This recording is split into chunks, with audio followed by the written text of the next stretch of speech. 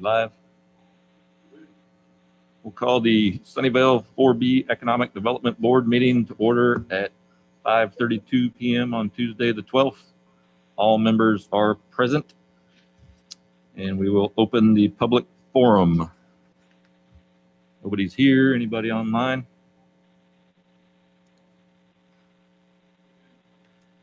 No hands raised, so we will close the public forum.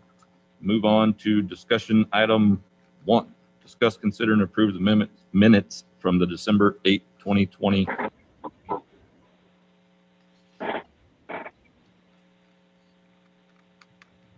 Everybody have an opportunity to review and I reviewed, they look fine to me. good. Get a motion to approve, barring any changes or questions. I'll make a motion to approve the minutes. Motion made by member Bradford, I second. seconded by member Anthony. All those in favor, please state your name and raise your hand. So Wise, Bradford. Chatter. Cash.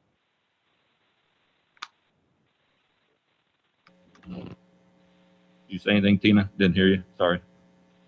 Oh, sorry, Chase. Can you hear me? Passes unanimously. Move on to item number 2, discuss, consider, and approve the December 2020 financial reporting and related items. Hand that over to member Bradford. So our December monthly revenues were $78,209.89 for sales tax and interest, and then our our expenses for the month were $19,831.88, and so that was made up of our standard payroll and contracting expenses, as well as a $2,000-ish payment on the Parks Master Plan. So with our beginning fund balance of for the fiscal year of $3,060,977, now year to date we are at $2,994,538. And I did not have any questions for staff on the financials, and it looks like our sales tax in comparison to the same period for the prior year is up just like this, up a little bit. So that's good.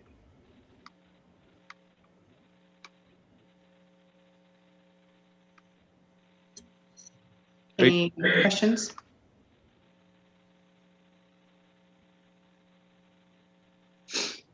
You have anything, Phyllis? Well, barring no questions, or if anybody has any questions, if not, can I get a motion to approve?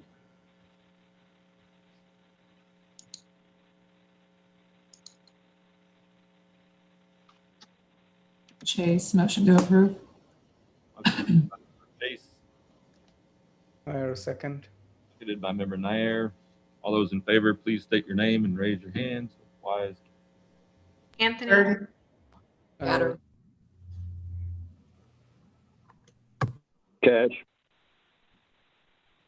motion passes unanimously. Move on to item number 3, discuss, consider, and act upon a partnership agreement with Day One Experts DBA Texas EDConnection for promotional services in an amount not to exceed $2,750, authorizing the town manager to execute the agreement in compliance with section 505.103 of the Texas Local Government Code. Hand that over to Burton. Thank you. President Wise, 4B Board. This is an opportunity to join a content marketing platform that specifically targets small to medium-sized companies with employees from 10 to 200.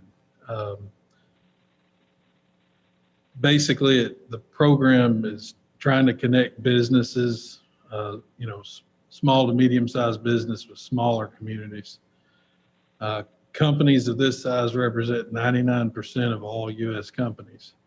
Also, Many companies within this size do not engage in site selection consultants. So the business owner is actually selecting sites based on relationships with the community and the opportunities that they're looking for. And so the pricing for this program, which is $2,750, because this is an initial program, that pricing is locked in for next year in case if everything goes well and we want to continue participating. And I believe the detail, the backup for the program, as well as the agreement was part of y'all's packet. I'd be happy to answer any questions.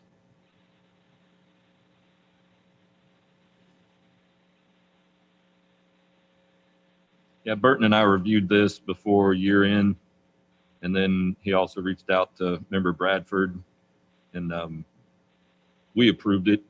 So now we're bringing it to the board for your review and questions and approval, but it seemed to make sense to us for the investment. Anything we can do to help market Sunnyvale and this organization looks pretty good. So we followed Burton's lead and approved, and seeking the rest of the board's questions and approval as well. Question from my side. What kind of information we are sharing with this group, for promotion? Like, is it like a brochure they share it via email campaign, or what kind of material and how they are distributing it? Is it emails or something else? So part of their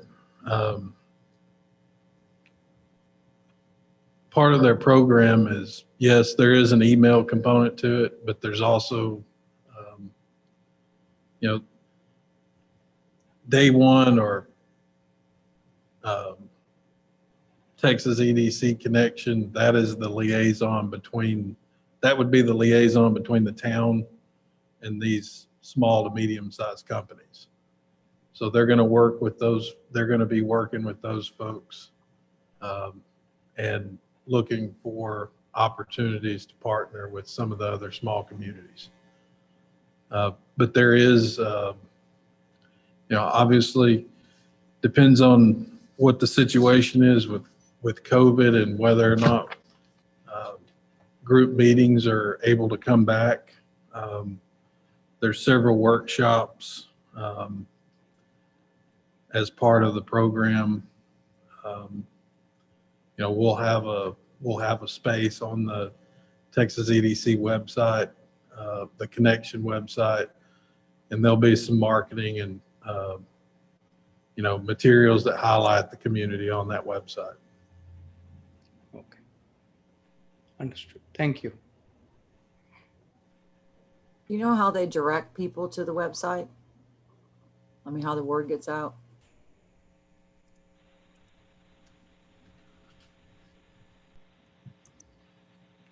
I don't know. Bear with me just a minute, Member Shatter. Let me see if I can find it in the.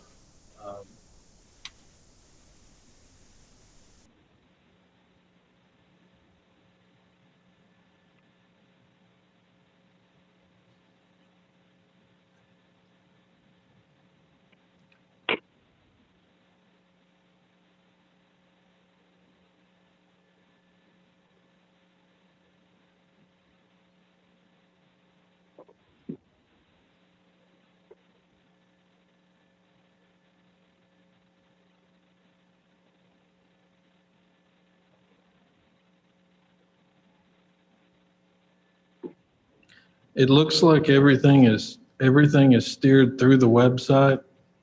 You're asking how do we direct them to the website, and I'm assuming that these are relationships that Day One has already fostered with different companies out there. It talks about some what they're calling virtual roundups, which is going to be these companies. I'm sure there's going to be an opportunity to being that they're virtual, there'll be an opportunity. And in talking with the consultant, my understanding is there's going to be some breakout rooms where, let's say, a company is interested in coming to that community or learning more about it. There's opportunities to go off into a separate room and have one-on-one conversations separate from the group. And like I said, I mean, ideally these would be in person, but I think they're planning for virtual. And if things change, then it'd be even better if it was in person. So they're going to market their customers, the EDC groups, to different businesses or people that they work with, basically. Which sounds good. It looks like, are they going after Texas businesses, or are they trying to recruit businesses to come to specific Texas cities? Just looking at their website, it kind of, you get the impression they're trying to bring people from out of Texas into Texas. Yeah, I think it's a little bit of everything. You know, my understanding is that the reason that this program is different is because most, you know, this group is not going after Tesla or, you know, some of the larger companies out there for relocation. They're going after some of the smaller ones, and specifically the smaller communities. So.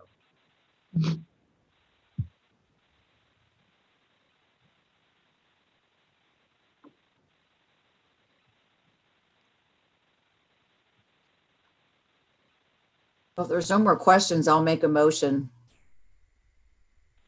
to partner with Day One Experts DBA Texas EDConnection for promotional services in an amount not to exceed $2,750. Motion made by member Shatter, I'll second. seconded by member Bradford. Raise your name and raise your hand. Wise. Shatter. Anthony. Sorry, I think I was on mute. Bradford. Higher. Case. Vote K. Paul. Yes. The motion passes unanimously. And move on to item number 4, discuss updates on the following projects. First off is Glazer. So the most recent update on the Glazer project, we actually had a update on this last night at council. So the information is pretty fresh. As you all know, both projects, the barn project as well as the fire station, are being designed by one consultant, and the goal of that's there, you know, hopefully there's some economies of scale, some cost savings, things of that nature, but also sewer and the drainage plans for each of those projects need to complement one another so we're not creating problems. And Dorian Arledge, the equestrian consultant, she's been working with Komatsu and providing input on the project. So at this point, the next steps are the construction manager at risk. I know at our previous meeting, Susan spoke to that. So that RFP is going to be out there soon. Once that construction manager at risk has been selected, we should have better information, better numbers for cost, and you know, just sharing information. At this point, the barn project is significantly over budget, and so while those are estimates, once the construction manager at risk comes online and that person's been selected, last night's meeting, they said that we really should get some better data and more accurate numbers. And that's where we're at with Glazer. Last time we had the question about the sidewalk that runs down Jobson, and I guess that's still in the same status until they figure out the plan. Oh, okay. Any other questions on Glazer? Okay, we'll move on to Jobson. Hey, everyone, can you hear me? Yes. JD. We're still working on our project to cover the dugouts on Jobson. Those windscreens that are going to go above those dugouts are custom cut to fit. So we're waiting on the manufacturer to complete that process and send those to us. We're also waiting on a different manufacturer to cut the sports turf and give us a quote on the price of install and without install. We can probably install it ourselves if that'll save us a substantial amount. We've got some other equipment ordered that will go in that batting cage once it's up and going. And once we get the turf set, which will only take a couple of days, you're talking maybe a half a day to install the pipes, the support pipes in the net. So once we get that done with the turf, everything should move extremely quick. Any questions about Jobson? I'm looking out for spring. You know, we had started the program a couple of years ago about trying to improve the turf. Now that we actually own it, you know, is that what we had in the budget? Is that part of 2021 moving forward to try to upgrade the turf? When you say upgrade, you mean just continue with the weed, Yeah, eliminating the weeds? aerating it and top dressing it, try to Yes, sir. We'll do that. better. We'll keep up with that in just a regular turf management program that will set starting in the spring.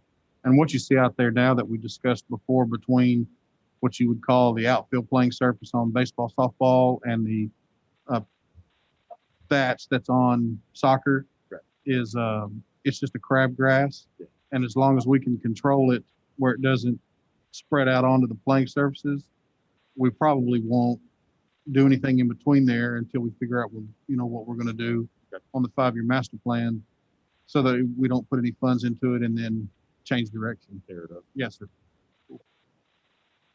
Any other questions on Jobson? Okay, we'll move on to Vineyard.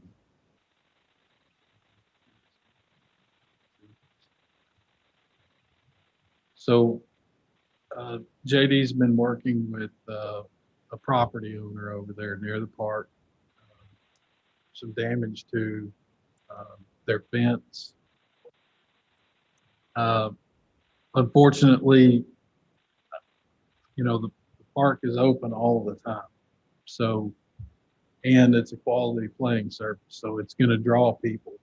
And some of those folks are not going through the normal process of making a reservation.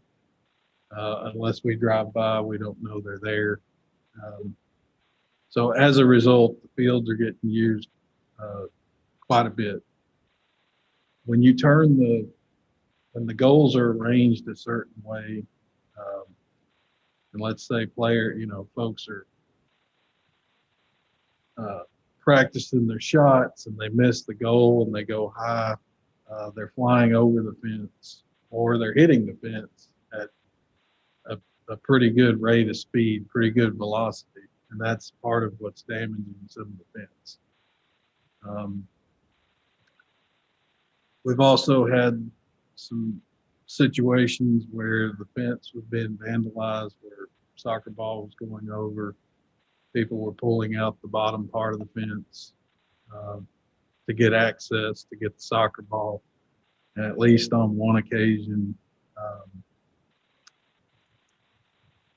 people have actually been in their backyard with the homeowner's grandchildren in the backyard. So it is a problem. JD and I, we've talked to the property owner, and they're very receptive to working out a solution. We've looked at several different ideas on how we could eliminate this.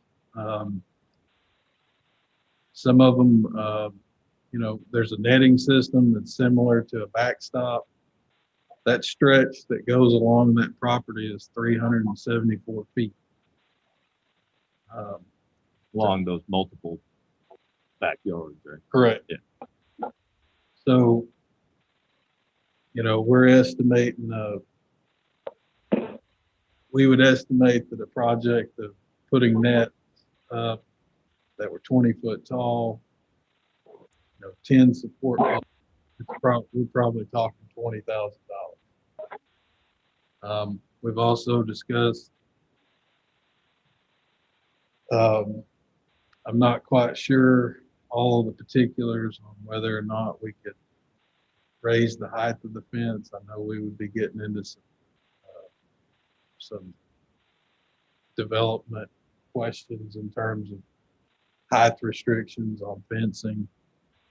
We've talked about fast growing shrubs, like a red tip, something like that. But then how long does it take for them to reach maturity and actually offer some benefit? And if the ball's coming through at that rate, how quickly do they get broken? So, did I miss anything there? So that's kind of what JD's been focused on. You also mentioned people have been going over there and putting up bounce houses, the big rental type bounce houses that use those circus, take them into the ground. And we've got that thing irrigated. So if they bust irrigation pipe, it's just figuring out a better way to manage that. We've implemented it and lighted it. I would think it makes sense to do something to help protect the people are climbing into their property. Well, the first step that we took that we could do immediately is that we got with Clark Electric and they changed the passcode on the lights. The passcode got out publicly and people were sharing the passcode with other folks. And so you could go out there almost any time and someone could turn the lights on for you. Well, we've changed that. So now if they want to turn the lights on, they've got to call Burt and I and go through the process of actually renting that or reserving that facility in order to use it. And then if you're not a citizen of Sunnyvale, you have to rent it and go through that process. But I think where our struggles are coming in is it's not the kids that go out there and participate and practice. These are adults from other communities. And I think at some point it would be in our best interest simply because of the quality of that turf and the money that we've put in with lights and parking and the situation with the neighbors, in such close proximity that we somewhere when the 5-year master plan is complete, that we clearly define the difference between an athletic complex and a public park. And I can work on that between now and then, but an athletic complex has restrictions on it that a public park doesn't. And for example, one of those restrictions would be you're not allowed to get on the turf to do anything other than train or play what the facility was designed for. And that facility would be soccer, flag football, tackle football practice. No bounce houses, no bicycles, no you can walk your dog out there and that kind of thing. So it's a process that we would have to go through and then figure out a way how to enforce it without causing a problem. So we've done it. Burt and I both have done it at other cities, and we can do it without too much struggle. But I think we need to define what those are first and bring them to you guys for approval. So can we go ahead and put a sign out there that says what is not allowed, regardless of whether or not it's a public park or a, athletic complex? Yes, ma'am. What we can do is, and the best way to do it, and this is what I've dealt with in the past, is we need an ordinance that says what's allowed and what's not. And those ordinances need to be listed on that sign so that at some point I'm just telling you from experience, we're going to have to call the police non-emergency number, and they're going to come out there, and then we've got those ordinances listed for them right there at the location, so that they can ask whoever's using it to leave because you're in violation of one or all of those ordinances. And not only does it help me as the director, it helps the police to enforce, and it gives people a moment of pause when they walk up and, oh man, you know, I was going to go out here and walk my dog, and there it says right there, no dog walking on the playing surface, you know, whatever that is. It gives them a moment of pause, and some people will actually turn around and leave. So it's just a tool to help us. We can put a sign up right now, you know, that lists, you know, what it's only for, but I would caution putting a sign up that says what you can't do until we get those ordinances set. So do we not have some type of universal ordinance that we can leverage in the town? I mean, I'm assuming there's some things with Town Center Park that are contained in an ordinance that maybe this could be an addendum to that particular ordinance. I don't know how that works, but granted, I know you can walk your dog at Town Center Park, but we wouldn't want them to walk their dog at Vineyard Park. So I get that there will be some differences, but I just feel like we don't have to, I wouldn't think we would have to start from scratch. Yes, ma'am. I can find out. Get you an answer. I'd have to go through these park ordinances that we have currently. Okay, well, I definitely think the sooner the better, to get some type of ordinance in place that we can reference on some signage. I don't want to spend 20 grand on a net if we can help it, but you know, I know we have to keep in mind the neighbors, but if you know, nets require replacement and maintenance, and you know, that's just going to be another ongoing expense. May invite more people to use it that you don't want to use. Yeah, using it for something other than soccer. Think, you know, if we've ever defined that as a youth field, you know.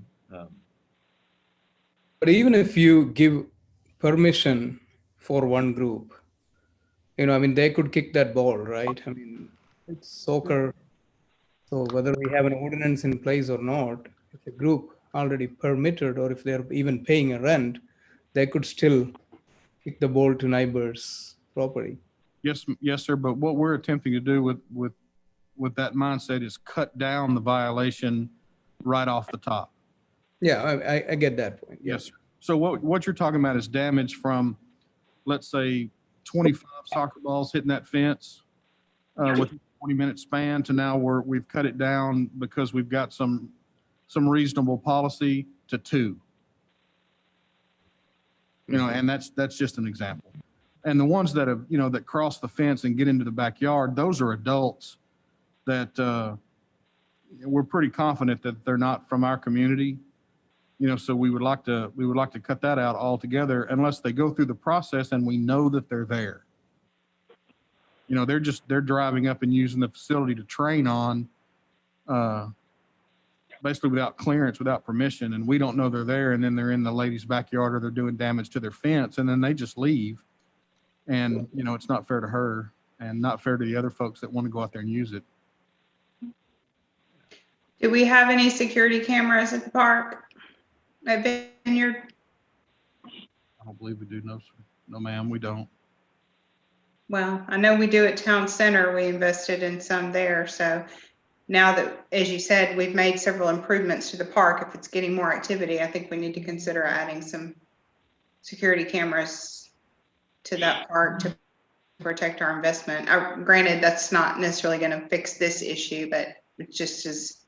Well, that's a good idea because it would allow us to go back and look through something, see who actually crawled into the backyard or who tore the nails off the fence and on what day at what time.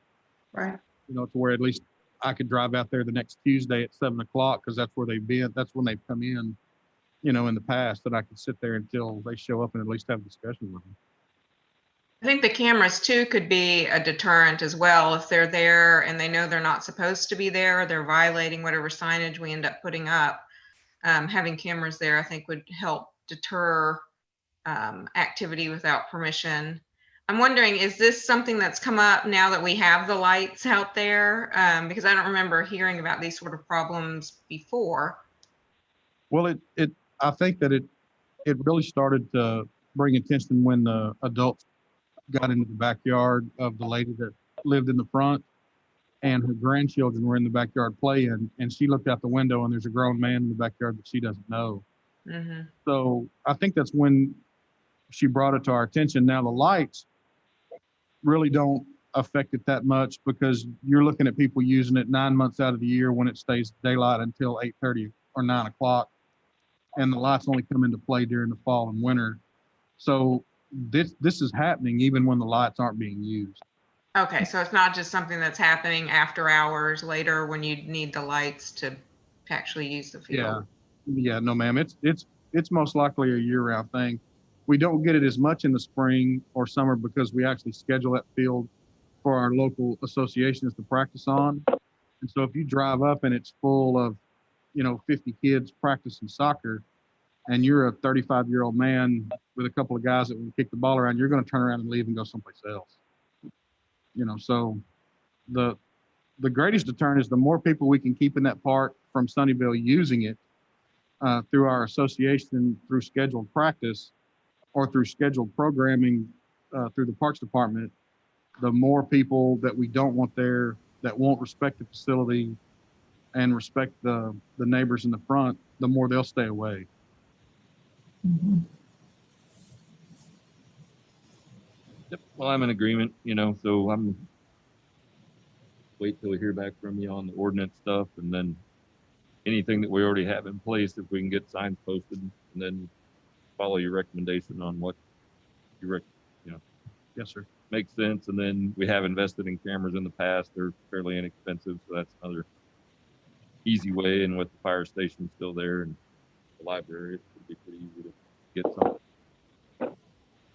It may be worth at least looking into the cost of maybe some fast-growing hedges or bushes in lieu of a full-blown net around the perimeter, just to give some sort of protection to the fence for the people that are allowed to be there and playing and things like that. If we keep the grown-ups out, I don't anticipate it going over the fence, but at least it'll keep it from dinging it.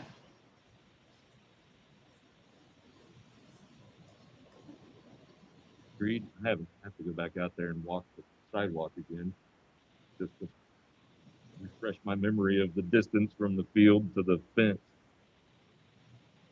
So 20 feet, 20, 15, 20 feet. Yes, sir. I'm sure we've got a gas line easement there. And then we've got a irrigation line that runs the length of that sidewalk as well. I agree, though. It makes anything we can do to help the neighbors that let us move forward with lighting and all the other stuff. So. Okey-doke. All right. Thanks, everyone. Next is Samuell Farms Properties, and we're going to address that later today. So we'll move on to rails to trails. On that one, it's kind of the status quo. We're waiting to close, but there's just a few attorneys are wrapping up a few things, and we're waiting on the final survey. And as soon as we get that stuff back, we'll be able to move forward to close because everything's approved. Park master plan. So at our last meeting, we met with you all for the focus group, if you will, discussion. We also had that same discussion with town council, downtown committee, and Sarissa.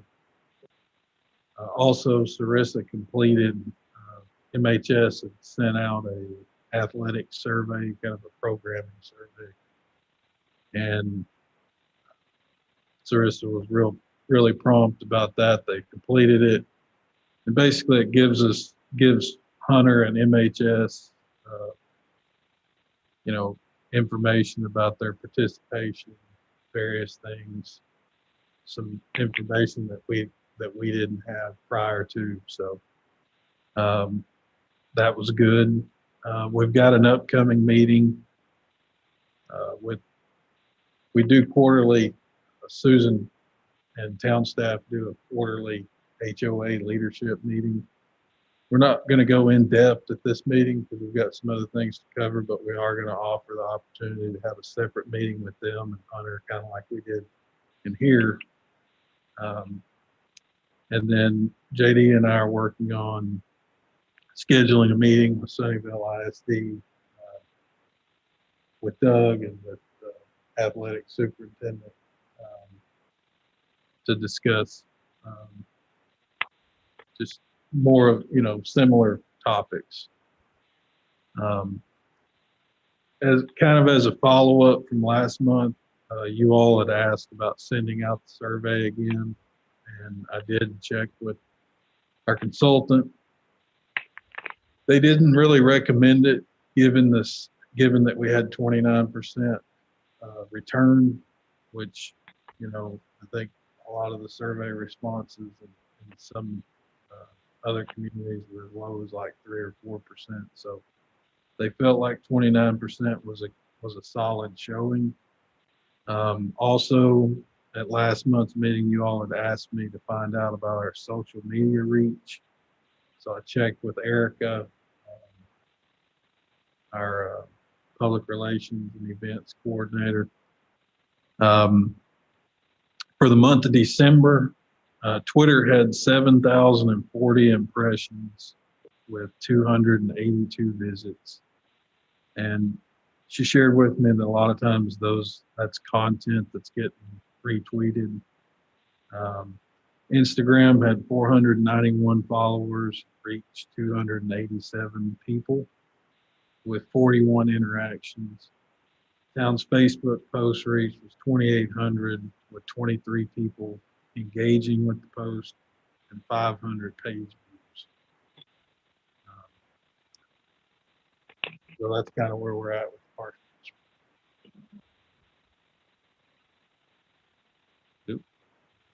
Any questions on that? Move on to town beautification. So this was an item that you all had asked to be added to our project updates. And within this item is Collins Road lighting, monuments, and the roundabout area. I visited with our town engineer, who's the project manager for the Collins Road project. So, and what he told me was the lighting along Collins Road is spec to have the ability to hang banners, and each light standard, the intent is to have probably a 110 volt plug in the base for if it's Christmas lights, whatever the case may be. There should be electricity there. Also, the monument sign that was removed for construction is to be replaced back in a median as close to the original location as possible. The roundabout area is proposed to have a grass area with irrigation and lighting, but would likely need to stay somewhat open to allow visibility for traffic. And then at last month's meeting, we discussed the monuments.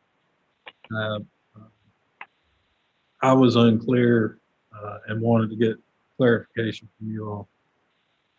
I know we discussed adding monument signs, but I guess my question was, are you all interested in keeping that same theme as the one that we currently have, or are we talking about changing that entirely, going in a different direction?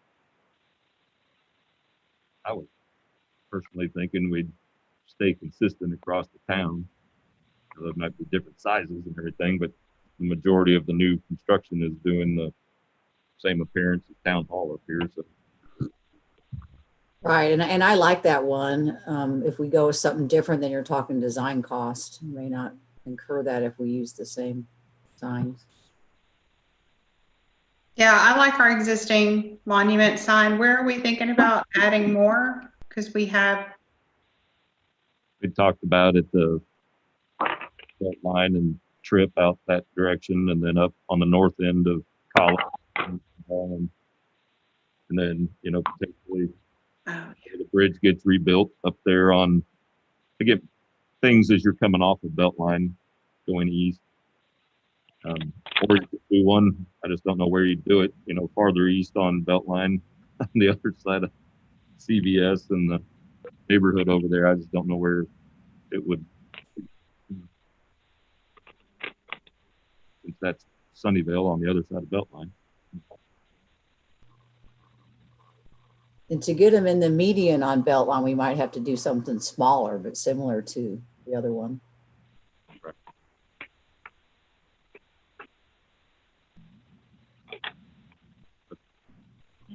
Okay, Paul, do you have any other thoughts? I guess you could go.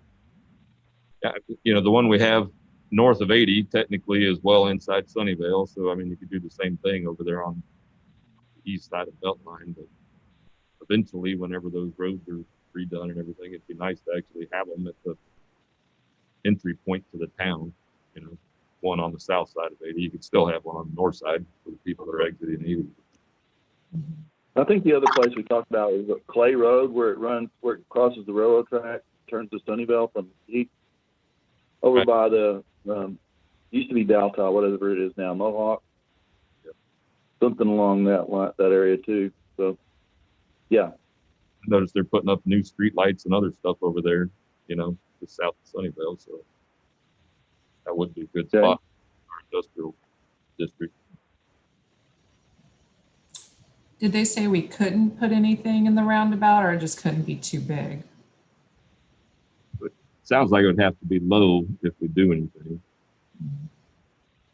Originally, they were trying to save one of the big trees, and it just didn't make it. Yeah, I didn't ask if we could or couldn't. I was trying to get an idea of what the plan was, but I can find out. wonder if we could do sort of like a raised hump with the logo in the middle that's more like flat.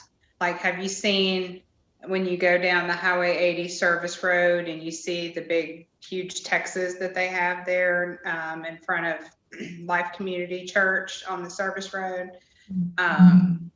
Something like that, but in a circle, obviously, and more just like gold/earth tone, not anything crazy color, but that might be something cool to look into, either with our town logo or something. And you could have some little fountain coming out of it, something low that you could still see through. But I think we could find a way to make it look nice. That would probably be very expensive, but I've been curious what the sign is because going through there a few times. You're like, somebody's going to drive straight through this thing sometime. So yeah, we wouldn't want to spend a lot of money if it's just going to get torn up. right. That Right. was my thought too. I figure whatever we put out there is going to get run over at some point in the roundabout. Right. So if the car hits it, it's not going to launch them or send somebody through a windshield if they run into a monument or something. When are we actually going to get some lighting in it? Because it's super dark. That's outside of our conversation, but yes, I agree with you. I would have to ask Lyle. And I think signage is important too for those that don't know how to use it. That, you're supposed to yell when someone's already in the circle. I've had people almost run into me. But I know we can't do a whole lot of that till it's done. But, the one over at Balch Springs and the Mesquite area has signage that tells you, what lane to be in to go where and stuff like that. right.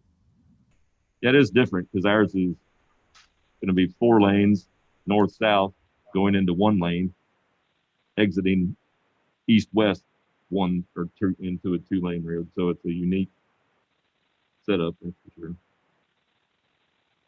But we're all in agreement. So I guess that's the thing to pass on, Burton, is from 4B, barring figuring out what the cost would be. And, as we're allowed to add them, we'd like to add the monuments around town. I just need people to quit stopping while they're already in the roundabout to let me in. That's what keeps happening. They're like in the middle of it and they just stop. And I'm like, no, keep going. Like the person at the way that flags you on, and you're like, no, you're messing up the rotation. No. Yeah, it's like you're defeating the whole purpose. It feels like there's a lot of extra yield signs right now. Anything else on town beautification at this point? And next will be development updates. And for me, the key thing is understanding more about what's going on 80 down there, if there's any new news. And then next door. I'm going to turn this one over to Charles. Okay. Good evening, everybody. Charles Goff, I'm the assistant town manager, also over development services. So Burton called in the assist for development updates. Have 5 for you, all on 80 or right at the intersection of 80 and Collins. I think the biggest one that everyone's aware of is the Planters Road Center that's under construction right now. They've started civil and utility work on the site. Building plans are still under review, but everything seems to be tracking fine for that. It's just we have to finish our review. The next update, just moving east, is Whataburger. Whataburger has submitted all their plans. We've reviewed all their plans and issued a building permit. So right now we're just waiting on Whataburger's contractor to get started, but there's no hold up on our end at this point. The next project is Chick-fil-A. I think everyone's waiting on that one in particular. They have submitted plans, and those are currently under review for building permits. And so as soon as we work through those will be issued here pretty soon. And then some two other projects that are a little earlier in the pipeline. Starbucks is also proposing to locate on that corner of Collins and 80. They've submitted for site plan approval. That's going to go to P&Z next week. And then assuming P&Z recommends approval, council in the first meeting in February. And then right behind that, Burger King is proposing also on that corner. They're tracking a month behind, so that'll go to P&Z in February. And again, assuming P&Z recommends approval, council in March. And so those are the 5 big projects going on in that area. So to be clear, there's Burger King and Starbucks on the southeast corner of 80 and Collins? Yes, sir. Wow. Okay. Yeah. Over where the Panda Express is, I thought we were going to get some sit-down restaurants in that side. No, all in a row there. You'll have the Panda, Chick-fil-A, Starbucks, and Burger King. And Whataburger's on the other side then. Correct. Whataburger's over by the QT.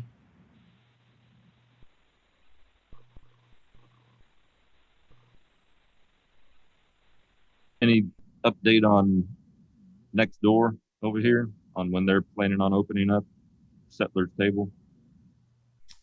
I don't. I think they're working on their finish out. I don't think at this point there's any reason for the town to hold them up, but I don't know where they're at in their process for finishing that construction.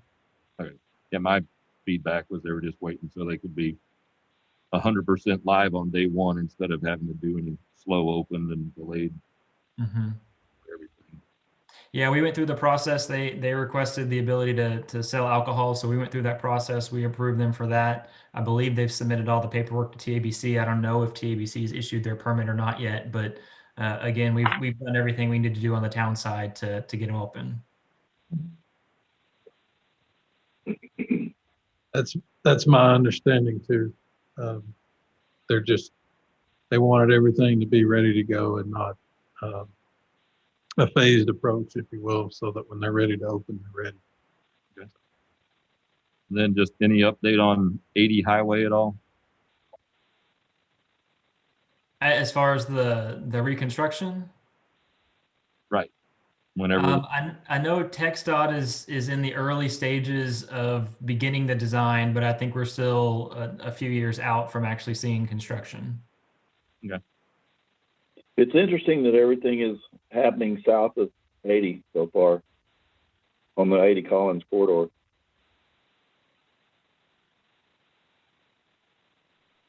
Which means it's got to go somewhere, and then north of 80, we got to kind of anticipate that. So there's that. Yep. Yeah, we've been in communication with the property owners on the north side too, and I know I think they're ramping up their marketing efforts for that property. And we still don't have any tenant information on that first project off of 80 where they're starting utilities, right? No, sir.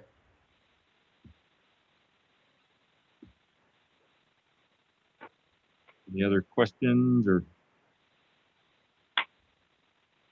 I had a question on I know we had asked this before in a previous meeting about the Planners Road project. And it was, I think Member Cash had mentioned something about truck traffic. And it was said they had some sort of traffic plan for that. You know, right now you see a lot of truck traffic going down Collins, and they even go through right now the roundabout and things like that. Does that plan involve, you know, truck flow coming from some places other than Collins, or are they still going to use that as a cut through to get to 30 or vice versa? I'm not sure what that traffic plan involved and if it's going to increase or decrease the current truck traffic we have going up and down Collins.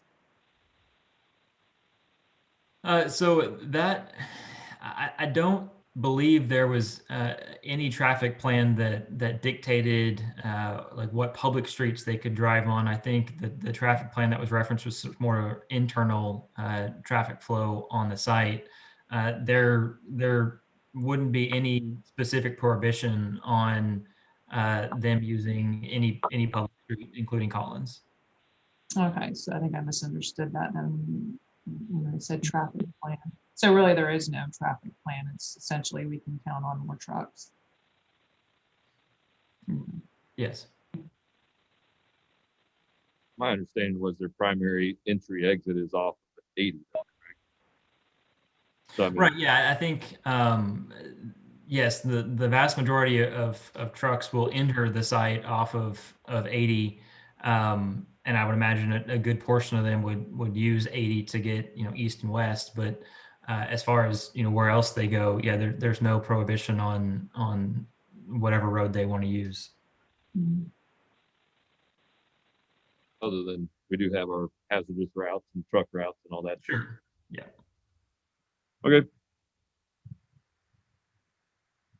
Any other development, or I guess that wouldn't be economic, but just development updates or questions? Now we'll move on to item number 5, discuss Sunnyvale EDC economic development strategy, marketing materials, and website.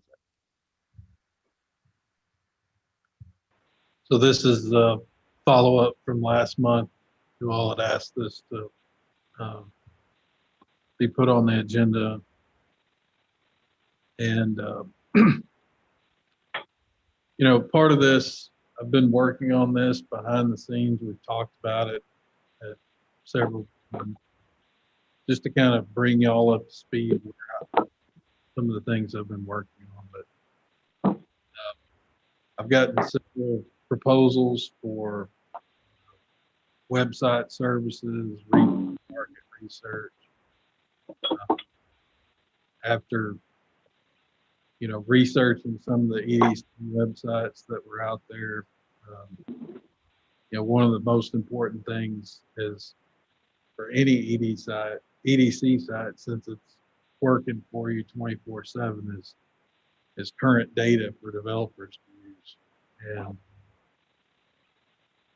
so, as those developers are constructing their preliminary arguments to go to that community or whatever,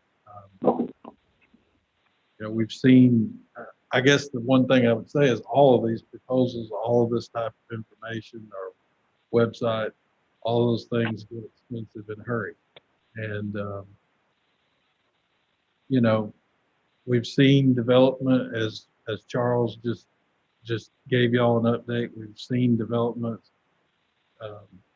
We've seen industrial development uptick. And with some of the other things that are either in progress or planned, it would make sense to spend some money to access that up-to-date current data that we could use on the website. In terms of, say, recruiting a grocery store, which I know at least I've been involved, I hear that often. And one of the things is it's all about the story that you tell when you're talking to site selectors. If you just look outwardly and say, if the pitch is, Sunnyvale has 7,000 residents and we want a certain grocery store. The real story is, what is the 5 to 10 minute drive population, which takes it over 100,000. And so, that type of data, consumer spending habits, things like that are really going to help developers decide whether or not they want to come here, and also whether or not that's a fit for Sunnyvale and what the community wants. And so most of the proposals that I've reviewed, they all have base pricing with, additional add-on features like copywriting, lead generation, and several of them, they work frequently with one another. So integrating their product onto the website is achievable. The newest trend, I guess, newest, is psychographics, consumer spending habits. Those are all the things that are going to try to match up what commercial businesses that are going to be successful, whether it's gap analysis, and ultimately whether or not the community supports them. So that's kind of, those are some of the things that I've been working on in the background. And I would love to hear feedback from you all if there's something else that you'd like me to pursue, or any other discussion. One key thing I'd be direct about it is we've been putting off updating the EDC website because we didn't have an EDC director. So we kept waiting. Now you're our EDC director, so we want to get the website modernized and updated. But then along with that, going along to what Chris brought up last month or maybe the month before, but what messaging do we want to put out there? You could have a neat website, but if it doesn't have the messaging that matches what we're trying to accomplish. So twofold to me is those two key aspects, and then tying in all the other metrics and everything that the services can provide. But just our visual picture on the web, we want to get that updated, and the message that gets posted with that website, we want to make sure it ties in with the vision of the community.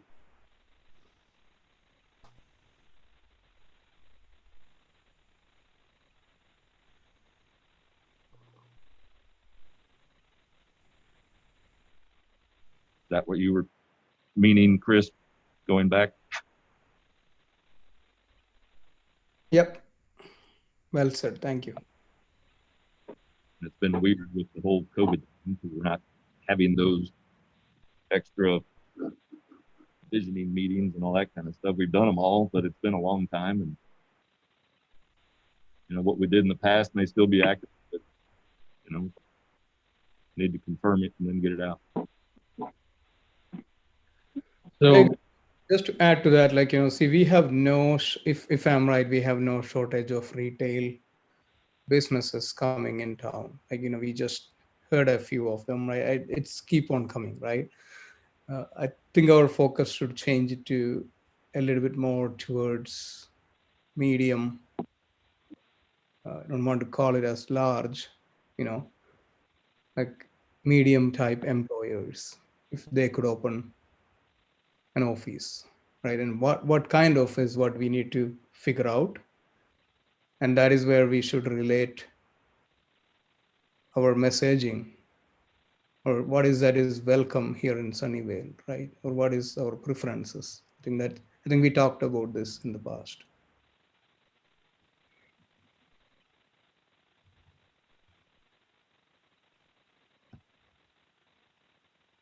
Any other questions or comments on that? Okay. Lastly is future agenda items and events. So don't know of any events we currently have planned going out until July. Eric, could we see if we could get an update from Mark Anderson or somebody on the Sunnyvale Centre property sometime soon?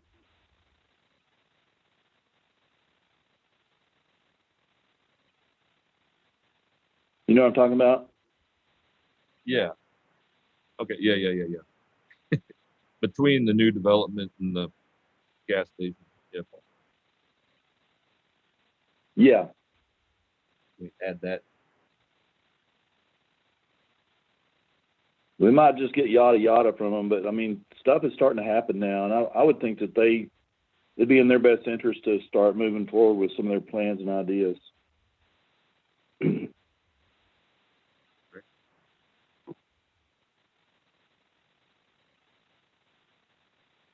JD did mention the trash off. We're going to have that event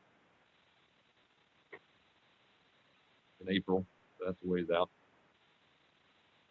Were we planning on keeping, I thought last month we talked about keeping this list of updates on following projects, keeping these on here kind of on a month-to-month basis, just so we can update them if there's something that happens in that time period.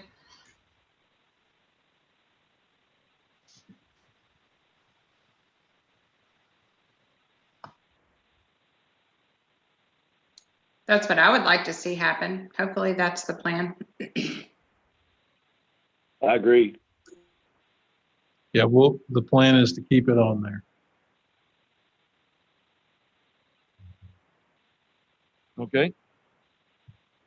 We do have some stuff to cover in executive session. So barring any other questions or future event agenda items, ask for a motion to adjourn into executive session. Motion I'll make to it. adjourn. Second.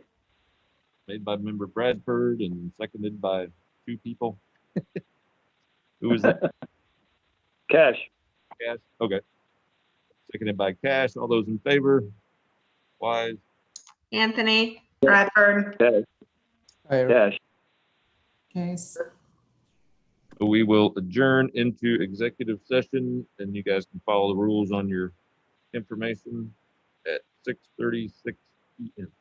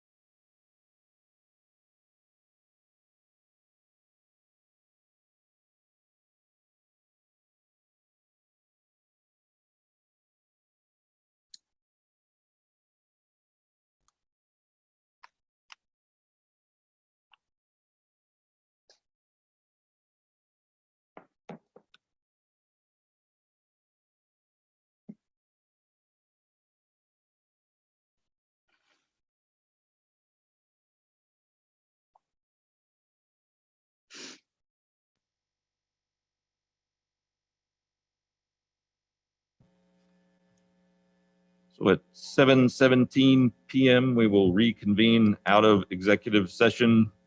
No action taken. Can I get a motion to adjourn? So move, Shatter. Second, Motion made by member Shatter, seconded by member Bradford. All those in favor, state your name.